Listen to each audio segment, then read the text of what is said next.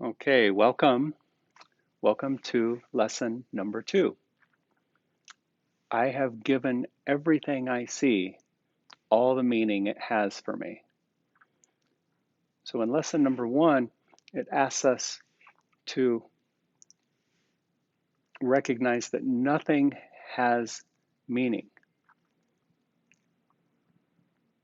And now it's saying the meaning that it does have is the meaning that I've assigned to it. So for a moment now, glance around the room. Some of the objects you saw yesterday are obviously going to be familiar to you again. And this time, the gentle message to yourself is, I have given this clock, this door, this couch, I have given this all the meaning that it has for me.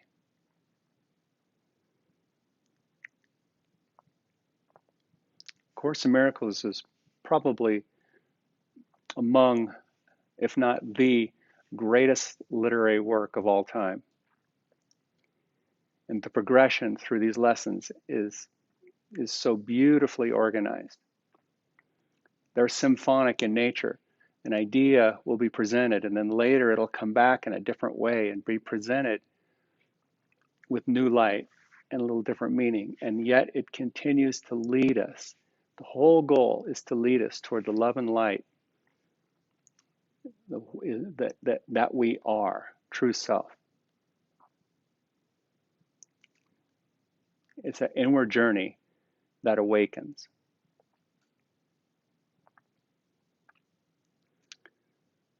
Today we'll begin with the right leg in front of the left and the heels out by the knees. And if you've ever sat cross-legged before, which I'm sure you have, even as a kid, we all tend to sit cross-legged once in a while. We tend to pull the heels in close. And what I like about this practice, the Avita practice, is it will use very familiar shapes like that, but we're going to put a little spin on them. So instead of having the heels in close, you bring them out a ways. And all we're doing is revealing a part of the hip that hasn't had attention in a long time. And you'll feel that. So just have the shape, lean against the wall, feel a little bit of awkwardness, and then return to the lesson. You might even look at this shape that you might have already jumped to a conclusion about what this yoga is for, about what this shape means. Oh yeah, this shape doesn't mean anything. And whatever it does mean is the meaning that I've assigned to it.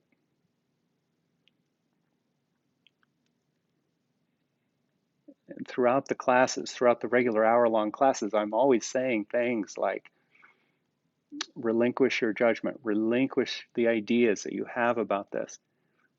Move toward a forgiving mindset and let the shape work for you. So notice any meaning that you might have assigned to your body and to this practice and slowly start to curve forward. It's pretty natural to close the eyes in this practice. So you may do that as you curve and feel inside. Feel the information that the shape brings up.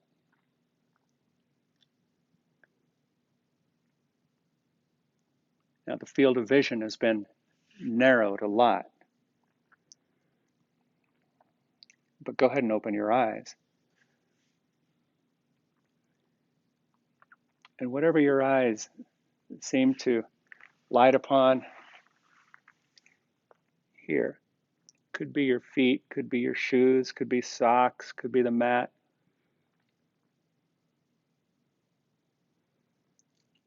In a way, it seems ridiculously simple, but for now, we practice the way the Course is outlined. I have given this yoga mat, I've given this carpeting,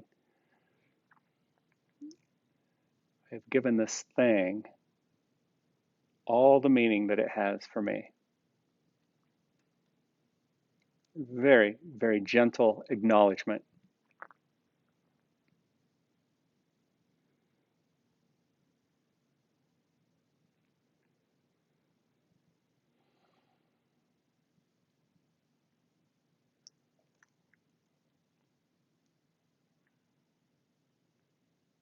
So you might even feel a, a voice inside that says, I need to advance this shape, or I need to push this shape. No, don't go there. Work safely with the feedback that shows up. Spend a little time in it like we are here. This shape means nothing, and yet any meaning that it does have, I have given it. Simple facts, really. Raise yourself up. Good.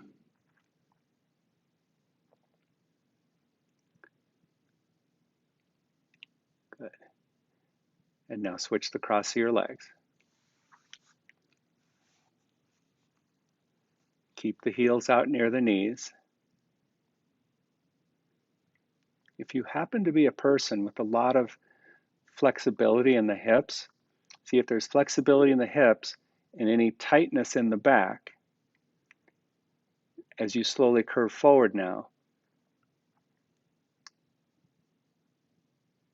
If there's tightness in your back and too much flexibility in the hips, relatively speaking, you're going to fall off the bolster. You'll slide forward off the bolster. And if that's the case for you, then your yoga is compounded a little bit by pressing into the feet and staying right on top of the bolster. Don't let yourself fall off. That will take work, and it will probably be work that's a little bit annoying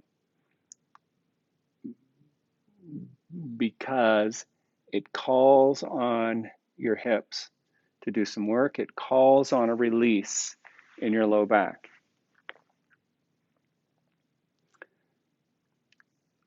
Open your eyes again. Just glance a little bit. I have given these things that I see all the meaning that it has for me. Now, above all, and the workbook lesson says, don't let this become ritualistic. Don't try to include everything you see. If it gets to be straining for any reason, stop. It's a very gentle practice. And so, too, is this Avita yoga. Approach the sensation kindly and gently, thoughtfully. We're here to unwind. We're here to undo. And it's very important. This is a very important thing to keep reminding yourself. You do not have to change a thing. You do not have to change your behavior. You don't have to change your attitude. You don't have to change anything. We just practice. Slowly raise up.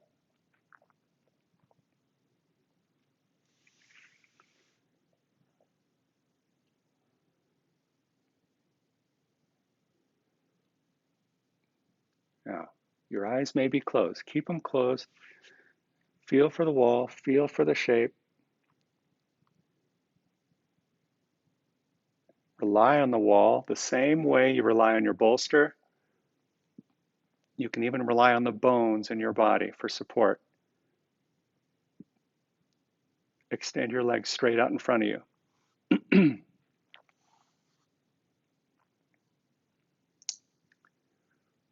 Good. Now have your heels mat width apart. So just a little space between your heels. Look at your legs, look at your feet, and now actively bring the toes towards you and the heels away. You're still leaning against the wall. Remember, if your bolster is too close to the wall, then you have to conform rigidly to the vertical quality of the wall. And I'd like your bolster to be far enough away so that you can slouch a little bit and really relax. Your head may be resting or not. against the wall. Okay. Remember the lesson? I have given these legs all the meaning that they have for me. Now, turn these legs in a little bit. Rotate them in as if to feel for the center point of each heel on the floor. If that's too straining, then back off a little bit. There's some work here for some. We're just having the toes point straight up, and we're having this rotational quality come through the legs. All we want to do is reveal any rigidity or any blockage in the hips, anywhere in the legs.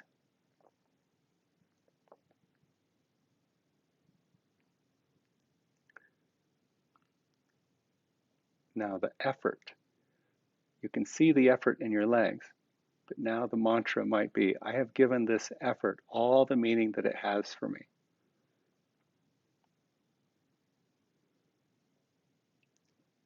And yet,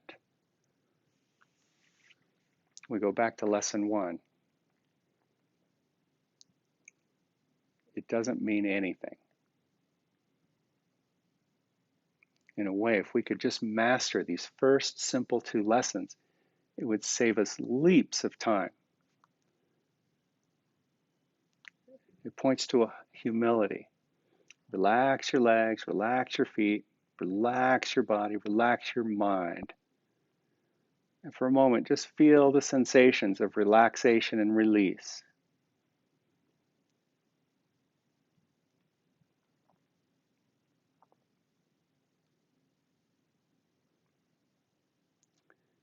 And then scoot forward and rest your head on the bolster.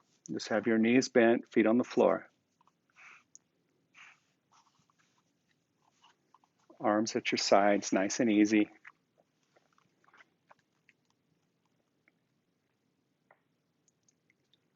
Good. Close your eyes and feel the shape. Feel the way your spine contacts the floor. Feel the bend in the knees. Feel the feet on the floor. Your mind is everywhere, and you can let it spread throughout your body. Gently observe.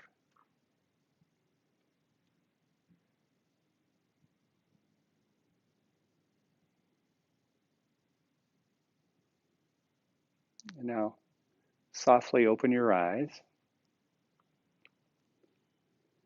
What do you see? And just once again, just let your eyes float around. Whatever they seem to land on, have a moment with that thing. And then just repeat the idea for today. I have given this thing I see all the meaning that it has for me.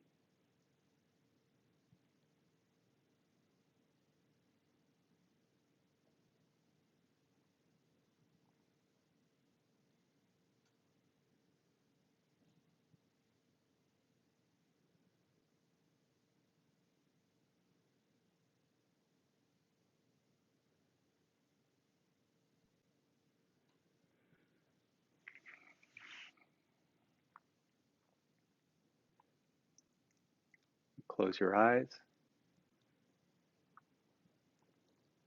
Arms resting heavy at your side. Stretch your legs out on the floor.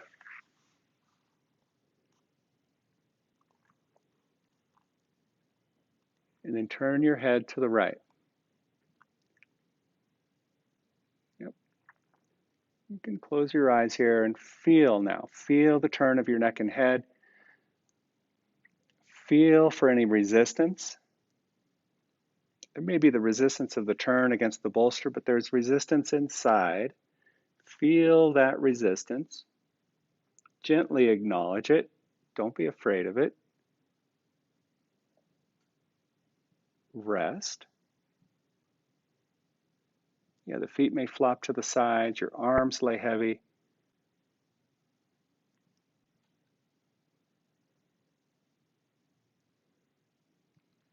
And then open your eyes softly. Just open your eyes and repeat the idea for a moment. Just letting the eyes and the idea rest on various objects that you see in the room, maybe even through a window outside the room.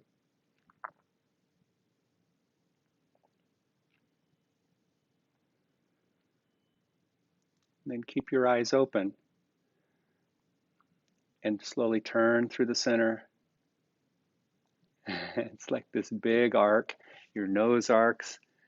Your eyes may arc across the ceiling. You may repeat the idea on various things that you see. Don't let it become exhausting.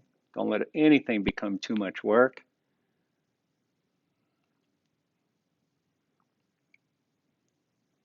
Include a few random objects in your mantra for the day here. Smile on it all. It's kind of funny. It's kind of silly. And just close your eyes and rest.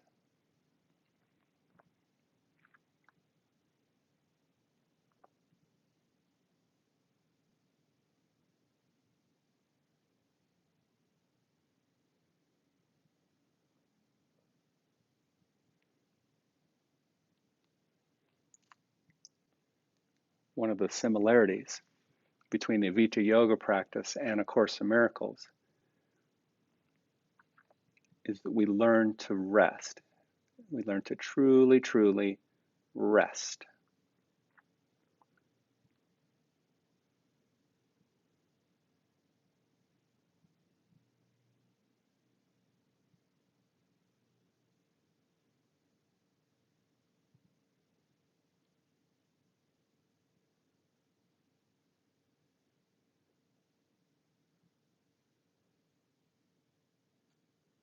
Yeah, resting like patience is a virtue.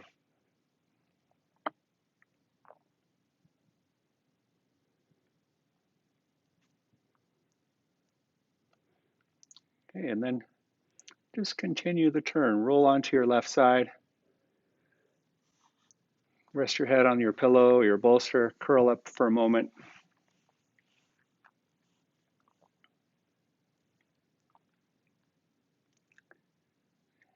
And then whenever you're ready, push yourself up. Find a comfortable seat, maybe back on the bolster or not, maybe against the wall.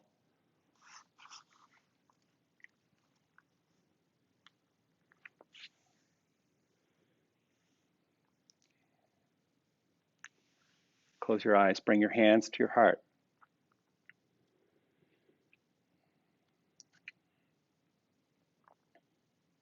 Planting the seed for a better way. You may periodically repeat today's idea throughout your day. This thing that my eyes light upon, I have given it all the meaning that it has for me.